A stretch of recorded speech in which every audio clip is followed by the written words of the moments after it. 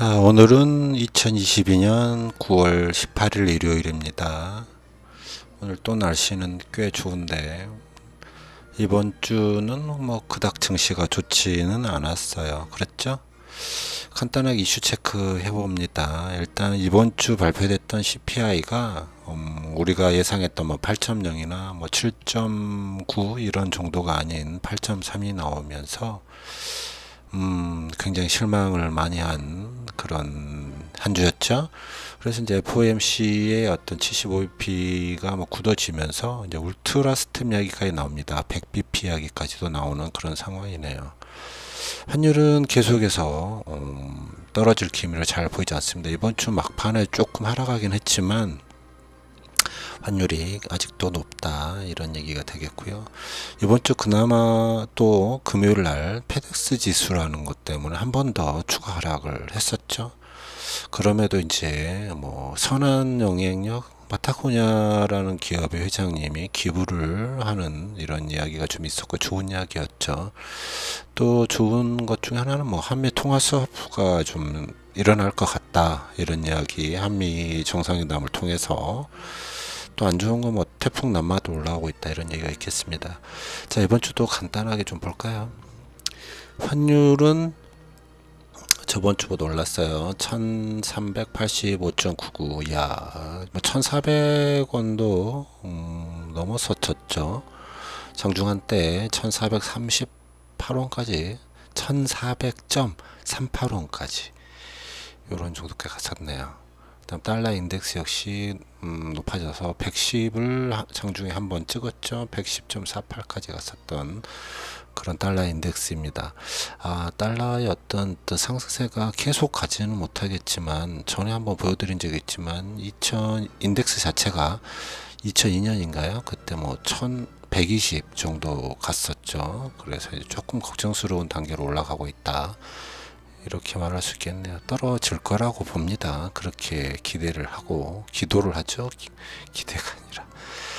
자, WTI는 85.40으로 조금 하락했습니다. 80에서 94일 왔다 갔다 하지 않겠나. 그러면서 겨울이 다가오면 조금 또 어떤 흐름을 보여주지 않겠나 이런 생각을 합니다. 다행히 원유는 조금 안정화돼 가는 것 같죠. 이게 문제죠. CPI가 9월 13일 날 발표가 됐어요. 그런데 8월 소비자 물가 지수를 발표했는데 이게 8.1 정도 예측을 했고 보통 8.0, 7.9 나오지 않을까 저도 그렇게 생각을 했었지만 실제 이제 8.3이 나오고 근원 소비자 물가, 근원 CPI 같은 경우에도 높게 나오면서 0.6인가요? 그러면서 증시에 큰 충격이 있었다. 급한 하락을 또 일으키게 되었다. 이런 얘기죠. 거기에 금요일 날 또 페덱스 지수라는 게 발표되면서 한 번 더 증시에 나쁜 영향을 미쳤다. 이렇게 볼 수 있겠습니다. 자, 국채금리가 10년 국채금리가 또 상승을 했어요. 3.45 거의 3.5를 지금 3.498까지 갔으니까 3.5 수준까지 갔다 이렇게 봐야 될 것 같습니다. 꽤 많이 오른 거죠. 2년 채권 금리 역시 3.8 정도 되죠. 얘도 지금 굉장히 많이 올랐어요. 장단기 금리차는 다시 한번 좀 벌어지는 이런 형태를 보이고 있습니다. 저번 주에 좀 좋아져도 다시 벌어졌죠. 0.4 정도로 벌어졌습니다. 그래요. PMI나 고용 지수는 크게 볼 게 없고 환물 가격 역시 좀 하락을 하네요. 상승할 거라고 보고 있었는데 다시 또 하락으로 방향을 튼 것 같습니다. 빅스 지수는 다소 높고요. 뭐 금요일장이 좀 그랬으니까 CCI도 안 나오고 뭐 페덱스 지수도 그렇고 그러면서 빅스 지수는 꽤 올라갔습니다. 한국 V 코스피 지수도 뭐 저번 주랑 비슷했다 이렇게 볼 수 있겠고 공포 탐욕 지수는 이제 피어 쪽으로 많이 기울었죠. 뭐 40, 44에서 저번 주 44에서 36까지 떨어졌으니까 좀 공포 지수가 좀 있다. 지금 공포 지수에 총 되면 주시장을 하지 않는 게 좋지 않겠나 뭐 이렇게 생각을 해볼 수도 있는데 개인적인 생각입니다. 금요일 해외 지수를 좀 살펴보면 다우 0.45 나스닥 0.9, S&P 500 0.72로 하락을 했지만 장 막판에 살짝씩 이렇게 들어 올리는 듯한 모습을 보여줘서 올해는 좀 괜찮지 않겠나, 이러한 희망 회로를 돌려보는 겁니다.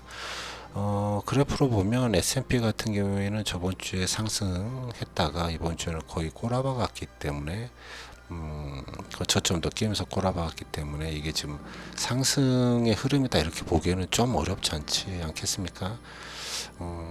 페덱스가 아니 FOMC가 가장 중요하겠고, FOMC가 끝나야 어떤 방향을 다시 잡지 않을까 생각을 합니다. 자, 우리 장도 역시 뭐 별로 좋지는 않았습니다. 코스피 0.79, 뭐 코스닥 마이너스 1.45% 하락했고요. 뭐 외인들이 조금 팔았고, 코스피 같은 경우에 외인이 막판 살짝 사긴 했지만 큰 의미가 있나 이런 생각을 합니다.